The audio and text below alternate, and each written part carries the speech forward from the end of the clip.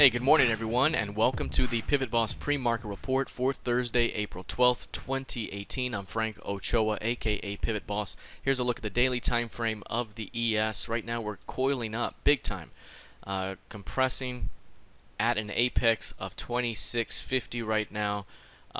This thing has been compressing for a matter of weeks, all coming to one point right here, and again, that could be perhaps an opportunity to see expansion one way or another. We can't really do business in this little range for long, so at some point we're going to need to see expansion. At times, when you get this narrow, price can see a fake move to one side, come back the other side, and kind of just stay in the range. So again, we don't have to see true expansion from here, but for the most part, this compression here is way too compressed to really facilitate trade, and when that occurs, you're going to see expansion outside of that range. So again, we're going to continue to watch this range. 69 here is very important. If price were to push through that area, we could see a major stop run day to the tune of about 60 handles into 2730, so that could be significant. Any failure to see acceptance above 2669 could suggest a return back toward recent lows. So again, we're coiling up around 2650. We could continue to see that compression until we see some sort of expansion.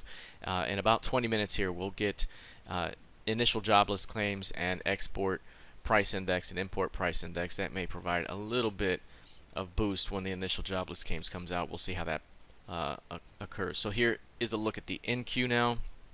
The NQ looking very similar, compressing significantly, ascending wedge with resistance being the midpoint of the key range, 66.53.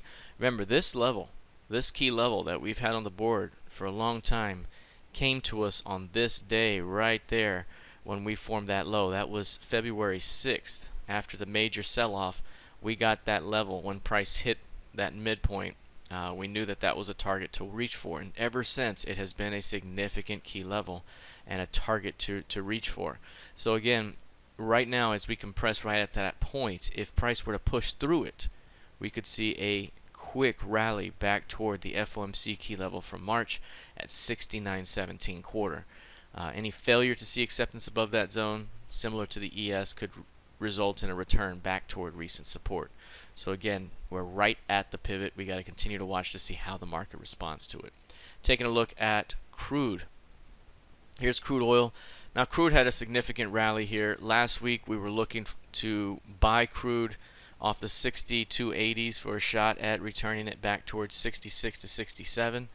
And when we were looking to engage that opportunity on the Friday, price took it offered and closed on a low. So there was no entry there.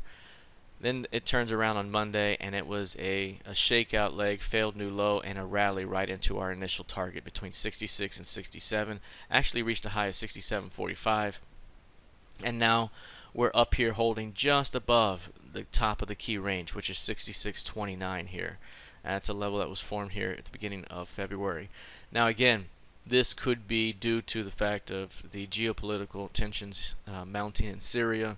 And now we have a softening of that stance here with tweets from President Trump here overnight or this morning. So again, we may see a failure to see acceptance above 66.29, and if that would be the case, a return back toward recent value could be seen. So we could be looking at a return back towards 64, perhaps as low as 63.75 if price cannot hold the 66.29. Now again, given the tensions mounting, it's very difficult to sell this in the face of what could be impending war there. So again, got to be very careful and cautious here. I've mentioned before, the overall direction is still to the upside.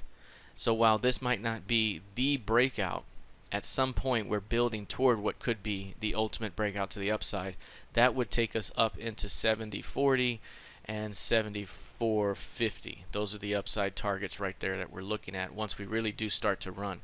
So again, if we do see a pullback, that could be an opportunity to start driving it higher. So we'll continue to watch this, but 66.29, very important pivot. If we look at GC, very similar. We had a major move. The previous session was a huge high range day. Got to as high as 1369.40. By the end of the day, had closed back below 62.40 And again, that was something that we were looking at in the trading room. This was a huge move up, but I mentioned that we haven't gotten above 1375 in a good few years, and the last time we tested it, it was a hard sell-off way back down to 1200. So again, that's a major level, and if we're going to get above 1375, it would open up a move into 1525.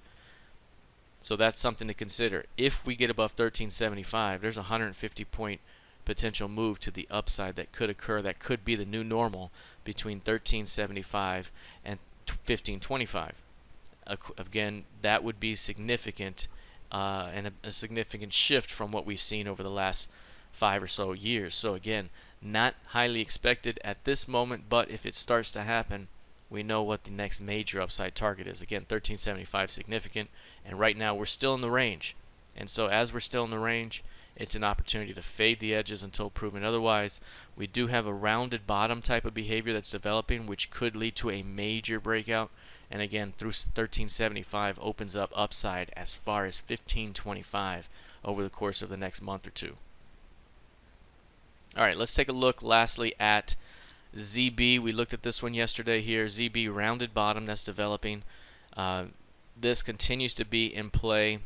That level right there, 147, is the key level. We continue to build out, and should we see a push above 147, that could open up 150 as the next major target. Again, got to continue to watch this one as it develops. All right, that's it for now. Let's see how this plays out heading into the rest of the session. Good luck and trade well.